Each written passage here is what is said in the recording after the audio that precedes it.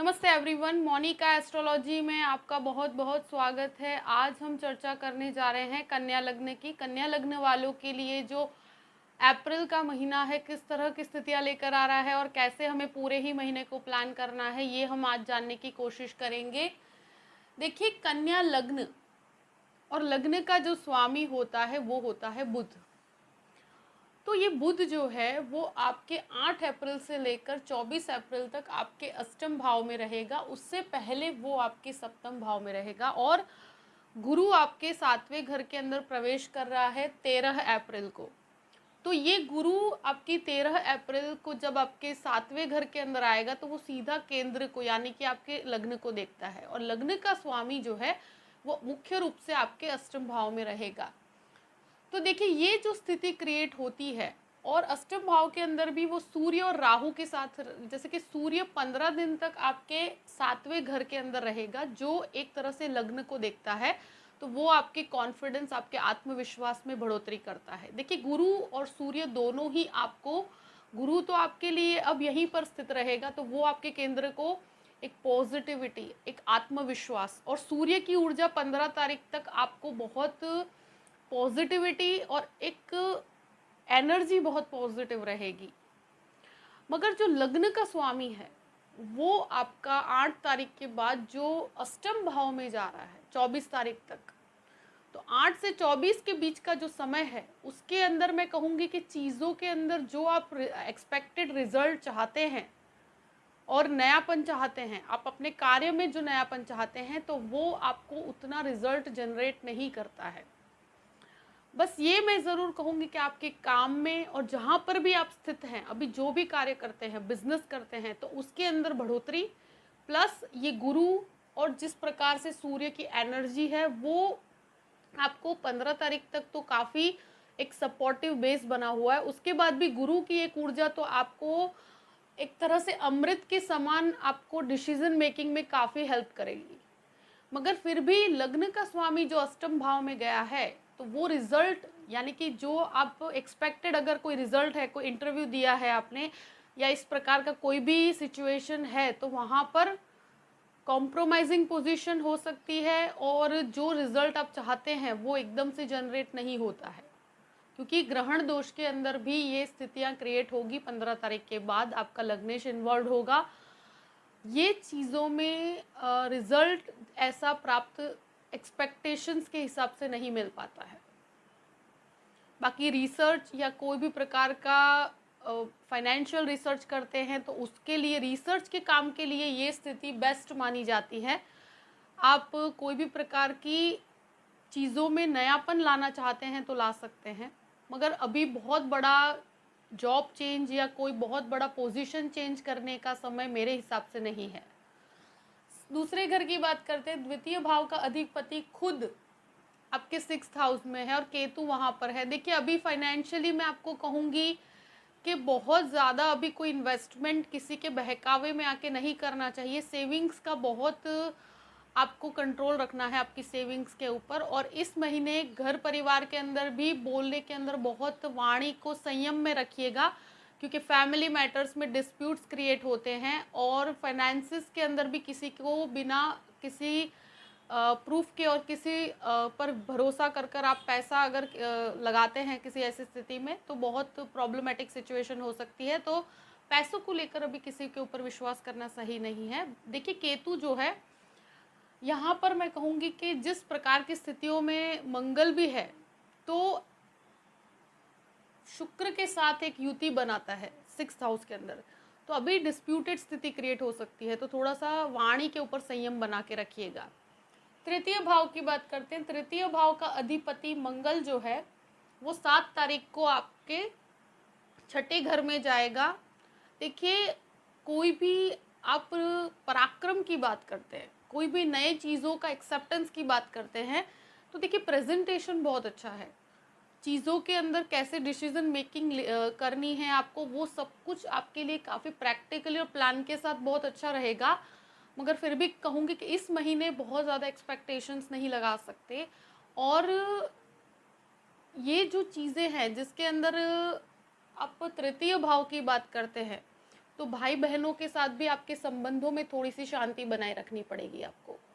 और कोई भी नई चीज़ों में या नई जॉब के लिए अगर कोशिश करते हैं, थोड़ा कॉम्प्रोमाइजिंग पोजीशन है, अभी बहुत ज़्यादा एक्सपेक्टेशंस नहीं लगा सकते। चतुर्थ भाव की बात करते हैं। चतुर्थ भाव का अधिपति खुद गुरु होकर आपके सप्तम भाव में स्वगृही पोजीशन में, देखिए प्रॉपर्टी मैटर में आगे बढ़ा जा सकता है। अगर आप कोई भी ऐसा कार्य करते हैं जो प्रॉपर्टी से कनेक्टेड है, या आप कोई बिजनेस करना चाहते हैं जिसमें आपको प्रॉपर्टी से रिलेटेड कोई कार्य करते हैं आप, तो उनके लिए बहुत अच्छी परिस्थिति बनती है। प्लस कोई कंसल्टिंग रिलेटेड कोई काम करते हैं तो उन लोगों के लिए बहुत अच्छी परिस्थिति है। लिटरेचर से संबंधित कोई भी एजुकेशन सेक्टर के अंदर है तो उसमें बहुत अच्छा है। देखिए मन में काम को लेकर एक संतुष्टि ज़रूर रहेगी। मैं ये ज़रूर कहूँगी कि आप अगर कोई काम के अंदर ऑलरेडी इन्वॉल्व हैं तो उसमें आप उसका 100% आप दे पाएंगे। उसमें आपका रिसर्च बहुत अच्छा होगा, आपका कार्य बहुत अच्छा होगा।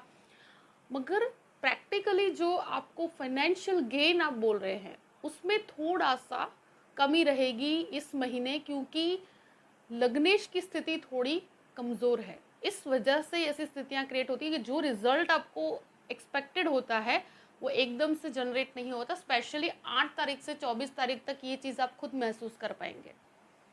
इसलिए थोड़ा सा अपने काम में अभी एफिशिएंसी रहेगी, आप अपने काम में बढ़ोतरी भी कर पाएंगे। और देखिए जो भी एजुकेशन सेक्टर वालों के लिए या कंसल्टिंग रिलेटेड काम करते हैं उनके लिए बहुत अच्छी परिस्थितियाँ है। कमीशन बेस पर जो काम करते हैं और स्पेशली प्रॉपर्टी के लिए कार्य करते हैं उन लोगों के लिए भी बहुत अच्छा है। अब बात करते हैं पंचम भाव की। देखिए पंचम भाव में मंगल आपके 7 तारीख को पंचम भाव में से निकल जाएगा, शनि फिर वहाँ स्वगृही पोजीशन पे है। टेक्निकल फील्ड वालों के लिए, एजुकेशन वालों के लिए और स्पेशली स्टूडेंट्स जो टेक्निकल लाइन के अंदर है, इंजीनियरिंग या मेडिकल प्रोफेशन में है, उनके लिए बहुत अच्छा है। स्वगृही शनि रहेगा। और मंगल निकलने के बाद अगर संतानों के साथ कोई भी प्रकार का डिफरेंस ऑफ ओपिनियन हो रहा था तो वहाँ पर थोड़ी शांति आ जाएगी। और आप संतान सुख की प्राप्ति करना चाहते हैं तो ये समय आपके लिए बहुत अच्छा है और वैसे कोई चिंता वाली बात नहीं है। जिस पंचम भाव का अधिपति खुद स्वगृही पोजीशन में है, गुरु भी काफ़ी अच्छी पोजीशन में आ रहा है, तो मैं ये ज़रूर कहूँगी कि अब जो संतानों के साथ जो क्लैशेस हो रहे थे उसमें आपको एक तरह से पीस, शांति आएगी और पहले से बेटर स्थिति कहूँगी मैं। छठे घर की बात करते हैं। 6th हाउस में शुक्र मंगल की युति। देखिए मंगल 6th हाउस के अंदर होगा, अभी लोन्स को अवॉइड कीजिए, बहुत ज़्यादा लोन लेना आपके लिए अच्छा नहीं। शुक्र मंगल एक तरह से देखा जाए तो ब्लड प्रेशर संबंधित प्रॉब्लम्स क्रिएट करता है और प्लस स्किन रिलेटेड प्रॉब्लम्स के अंदर भी ब्लड से कनेक्टेड कोई ऐसी प्रॉब्लम है तो उसको आपको लाइटली नहीं लेना चाहिए, क्योंकि ऐसी स्थितियां क्रिएट होती है। बाकी देखिए कोई ऐसा प्रॉब्लमेटिक सिचुएशन मुझे नहीं दिखती, मगर फिर भी अगर इवन डायबिटीज़ से कनेक्टेड कोई प्रॉब्लम है तो उसको भी आपको लाइटली नहीं लेना, क्योंकि ये जो ब्लड से कनेक्टेड चीज़ें हैं तो ऐसी स्थिति के अंदर लोगों को प्रॉब्लम्स होती है। और मैं यही कहूँगी कि ज़्यादा लोन्स के अंदर नहीं जाना और ऐसी स्थिति के अंदर अभी बहुत प्लान करके चलना चाहिए इस महीने के अंदर स्पेशली। और शुक्र मंगल छठे घर के अंदर है, एक तरह से आपको अगर कोई भी एनवायरनमेंट में आपके आसपास के कलीग्स के साथ कभी कभी छोटे मोटे डिस्प्यूट्स भी होते हैं तो उनके ऊपर ज़्यादा आप ध्यान मत दीजिए, क्योंकि वो एक बहुत ही टेम्परेरी फेज़ है और उसमें ज़्यादा आपका टाइम वेस्ट नहीं करना चाहिए आपको, क्योंकि अभी प्रैक्टिकली आपको अपने काम पे बहुत फोकस करने की ज़रूरत है, उसमें बहुत सारी संभावनाएं अच्छी बनी हुई है। सप्तम भाव की बात करते हैं। सप्तम भाव का अधिपति सप्तमेश होकर वहीं पर बैठा है। 13 तारीख के बाद जब गुरु यहाँ पर आएगा, देखिए स्वगृही पोजीशन है, बिजनेस पॉइंट ऑफ व्यू से बहुत अच्छा है। आप कोई भी प्रकार का कहूँ कि लिटरेचर का काम करें या कोई ट्यूशन क्लासेस का काम करते हैं या कोई एजुकेशन सेक्टर के साथ जुड़े हुए हैं, स्पेशली उन लोगों के लिए बहुत एक्सीलेंट पोजीशन है ये। गुरु की जो स्थिति है तो आप अपने लाइफ पार्टनर के साथ भी बिजनेस के अंदर उनको ज्वाइन कर सकते हैं, वहाँ से आपके भाग्य में वृद्धि होती है। इवन बिजनेस पार्टनरशिप के अंदर भी काफ़ी बेटरमेंट आएगा, आपके पॉइंट ऑफ व्यूज क्लियर होते चले जाएंगे। जो कन्फ्यूजन्स है वो धीरे धीरे क्लियर होते चले जाएंगे। अब ये गुरु आपको सही मार्ग दिखाएगा और ये आपके लिए बहुत ही पॉजिटिव काम करता है। अब बात करते हैं अष्टम भाव की। देखिए ये बुध, सूर्य और राहु की युति जब 15 तारीख के बाद क्रिएट हो रही है, यहाँ पर मैं ज़रूर कहूँगी रिसर्च के लिए बहुत अच्छा है। और स्पेशली आप अगर फाइनेंशियल रिसर्च करना चाहते हैं, इवन ये मंगल की राशि के अंदर बनता है, तो देखिए मैं एक ही चीज़ कहूँगी कि कन्फ्यूजन ज़रूर देगा। ये स्थिति ग्रहण दोष अष्टम भाव में मानसिक तनाव, संघर्ष, मानसिक सुख में थोड़ी कमी आएगी। इन 15 तारीख के बाद ये महसूस भी होगा। डिसीजन मेकिंग के अंदर धीमापन आएगा और कहीं ना कहीं कन्फ्यूजन भी आएगा। तो ये थोड़ा सा टेम्पररी फेज़ है 15 तारीख के बाद, और ये आपको स्पेशली 24 तारीख तक, 15 से 24 तक का जो समय है वो आपको ये महसूस होगा। देखिए सूर्य वहीं रहेगा, फिर भी ग्रहण दोष तो फिर भी वहीं पर निर्मित होता है, फिर भी ये एक रिसर्च के लिए बहुत अच्छी स्थिति है। कोई भी प्रकार का रिसर्च, और स्पेशली अगर आप आईटी सेक्टर के अंदर है वो रिसर्च करते हैं तो भी बहुत अच्छी स्थिति बनती है। कोई भी प्रकार की रिसर्च में फॉरेन लैंड्स के लिए आप कोशिश कर रहे हैं तो 15 तारीख के बाद वो भी आपके लिए बहुत सपोर्टिव बेस बनता है, एक स्थिति बेटरमेंट की तरफ लेकर जाती है। मगर हाँ, डॉक्यूमेंटेशन को थोड़ा क्लियर रखना, क्योंकि वहाँ पर कभी कभी प्रॉब्लम्स होती है। अब नवम भाव की बात करते हैं। नवम भाव का अधिपति खुद 6th हाउस में। देखिए ये स्थिति में मैं कहूँगी कि लग्न का स्वामी वीक है, और भाग्य के अंदर भी जब 6th हाउस के अंदर जा रहा है तो वहाँ पर जहाँ पर डिसीजन मेकिंग होगी, जहाँ पर कोई भी प्रकार का आपका रिजल्ट आने की बात होगी, तो वहाँ पर थोड़ा सा आप पीछे पड़ सकते हैं। वहाँ पर भाग्य में थोड़ी कमी आप महसूस भी कर पाएंगे कि हाँ, हमारे भाग्य में थोड़ी सी कमी हो रही है। जो मेहनत की है उस हिसाब से रिजल्ट में थोड़ा सा कमी रहेगी। तो ऐसी स्थिति क्रिएट होती हुई दिखती है। कभी कभी आध्यात्मिक चिंतन के अंदर भी थोड़ी सी कमी आती है इसके अंदर, क्योंकि शुक्र मंगल की युति बन रही है। अभी आपका पूरा प्रैक्टिकली फाइनेंस के ऊपर और आपके फाइनेंशियल मैनेजमेंट के ऊपर ही आपका ध्यान रहेगा, कैसे फाइनेंसेस को हैंडल करना है। आध्यात्मिकता में ये थोड़ी कमी लाता है। देखिए दशम भाव की बात करते हैं। देखिए दशम भाव का अधिपति खुद अष्टम में है। ये स्थिति में मैं कहूँ कि कोई भी सुपीरियर्स हैं, आप अपने फादर के साथ बिजनेस करते हैं, सुपीरियर्स भी हैं, तो उनके साथ क्लैशेस या ओपिनियंस अगर अलग होते हैं तो बहुत शांति बनाए रखें। ये समय के अंदर कोई भी डिस्प्यूटेड स्थिति में आप मत पड़िए।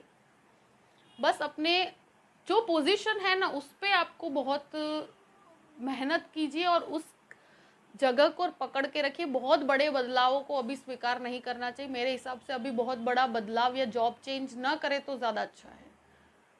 और जहाँ पर भी है वहाँ पर आपके लिए बेटर स्थितियाँ हैं, बट अथॉरिटीज से थोड़ा सा अपनी स्पीच के अंदर थोड़ा कंट्रोल रख के कार्य कीजिएगा, तो बहुत सारे बेनिफिट्स भी हैं। क्योंकि जुपिटर गुरु बहुत फेवरेबल है।